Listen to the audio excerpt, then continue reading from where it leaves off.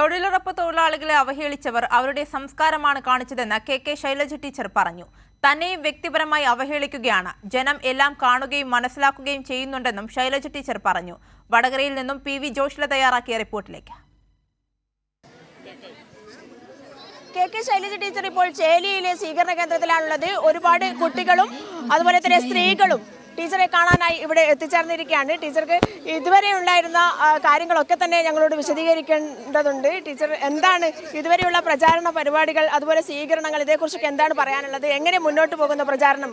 ഓരോ ദിവസവും വലിയ ആവേശത്തോടു കൂടിയാണ് ജനങ്ങൾ സ്വീകരണ കേന്ദ്രങ്ങളിലേക്ക് വരുന്നത്. LDFിൻ്റെ പ്രവർത്തകർ മാത്രമല്ല, ചില കേന്ദ്രങ്ങളിൽ LDFിൻ്റെ പ്രവർത്തകരല്ലാത്തവരും വരുന്നുണ്ട് എന്നുള്ളത് സന്തോഷമുണ്ടാക്കുന്ന വസ്തുതയാണ്. ഇന്നലെ മുസ്ലിം ലീഗിൻ്റെ പ്രധാനപ്പെട്ട ഒരു കുടുംബത്തിലെ ആമിന എന്ന് പറയുന്ന ഒരു സഹോദരി ഞങ്ങളുടെ സ്വീകരണ കേന്ദ്രത്തിൽ വന്നു, സ്റ്റേജിലിരുന്നു, എല്ലാ പിന്തുണയും പ്രഖ്യാപിച്ചു. അത് വേറൊന്നും കൊണ്ടല്ല, നേരത്തെ ചങ്ങരോത്തായിരുന്നു, അത് ആ മേഖലയിലായിരുന്നു. അപ്പോൾ നേരത്തെ നിപ്പയൊക്കെ വന്നപ്പോൾ അവരുടെ ഇടയിൽ നിന്നാണ് ഞാൻ പ്രവർത്തിച്ചത്. പ്രതിസന്ധി ഘട്ടങ്ങളിൽ എങ്ങനെയാണ് കൂടെ നിൽക്കുന്നത് എന്ന് മനസ്സിലാക്കുന്ന ഒട്ടേറെ സഹോദരന്മാരും എന്നോട് നല്ല സ്നേഹം പ്രകടിപ്പിക്കുന്നുണ്ട്. അവരതൊരു വോട്ടായിട്ട് എനിക്ക് തന്നാൽ ഞാൻ വീണ്ടും നല്ലൊരു പാർലമെൻറ്റ് മെമ്പറായി അവരുടെ ഇടയിൽ അവരുടെ ആവശ്യങ്ങളുമായി ഉണ്ടാവും എന്നുള്ളതാണ് പറയാനുള്ളത്. ഇത്രയേറെ സ്വീകരണം ലഭിക്കുമ്പോഴും ടീച്ചർ പല കാര്യങ്ങളും പ്രതികരിക്കേണ്ട ഒരു സന്ദർഭം ഉണ്ടായിട്ടുണ്ട്. കഴിഞ്ഞ ദിവസം ഷാഫി പറമ്പിലിൻ്റെ അടക്കമുള്ള പ്രചാരണ പരിപാടിയിൽ, അതായത് നാമനിർദ്ദേശ പത്രിക സമർപ്പിക്കുന്ന സമയത്ത് വനിതാ ലീഗിൻ്റെ നേതാക്കൾ ചൊല്ലിയൊരു മുദ്രാവാക്യമുണ്ട്, വിളിച്ച ഒരു മുദ്രാവാക്യമുണ്ട്, തൊഴിലുറപ്പ് സ്ത്രീകളല്ല എന്നുള്ളത്. അതിനെക്കുറിച്ച്, തൊഴിലുറപ്പ് സ്ത്രീകളെ ഇത്രയേറെ അപമാനിക്കുന്ന ഒരു മുദ്രാവാക്യത്തെക്കുറിച്ച് എന്താണ് പറയാനുള്ളത്? ഇത് ഒരു സംഘം തന്നെ ഇത്തരത്തിലുള്ള ആളുകളുണ്ട്. മാത്രമല്ല, ഓരോരുത്തരുടെയും സംസ്കാരമാണ് സൂചിപ്പിക്കുന്നത്.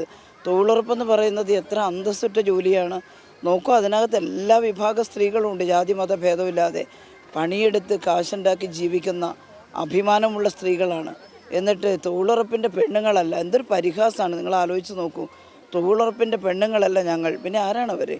കേട്ടില്ലേ, ആരാണ് ആഢ്യത്വം ഓരോരുത്തർക്ക് കൽപ്പിച്ചു കൊടുക്കുന്നത്?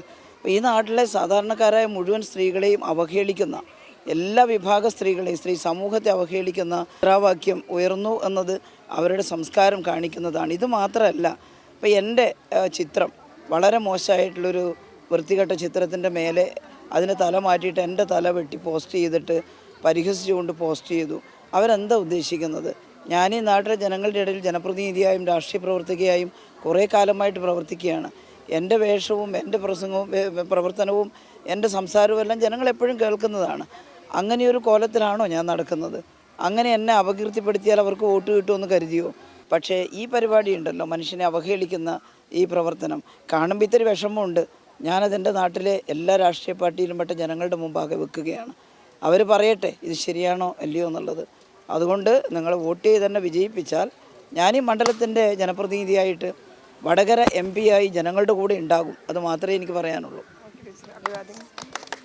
ഇത്തരത്തിൽ സ്ഥാനാർത്ഥിയെ അടക്കം, അതായത് തൊഴിലുറപ്പ് തൊഴിലാളികളെ മാത്രമല്ല സ്ഥാനാർത്ഥിയെ അടക്കം അവഹേളിക്കുന്ന രീതിയിലേക്ക് മാറുകയാണ് UDF സ്ഥാനാർത്ഥിയും അതുപോലെ UDFിൻ്റെ നേതാക്കളും എന്നുള്ളതാണ് ശൈലജ ടീച്ചർ നൽകിയ മറുപടി. അതുകൊണ്ട് തന്നെ ഇനിയുള്ള കാര്യം ജനങ്ങൾക്ക് മുമ്പിലാണ്. ജനങ്ങൾ ഇത് ശരിയും തെറ്റും മനസ്സിലാക്കി, ഇവരുടെ സംസ്കാരം മനസ്സിലാക്കി വോട്ട് ചെയ്യും എന്ന് തന്നെയാണ് പ്രതീക്ഷിക്കുന്നത് എന്നാണ് ശൈലജ ടീച്ചർ ഞങ്ങളോട് പങ്കുവച്ചിട്ടുള്ളത്.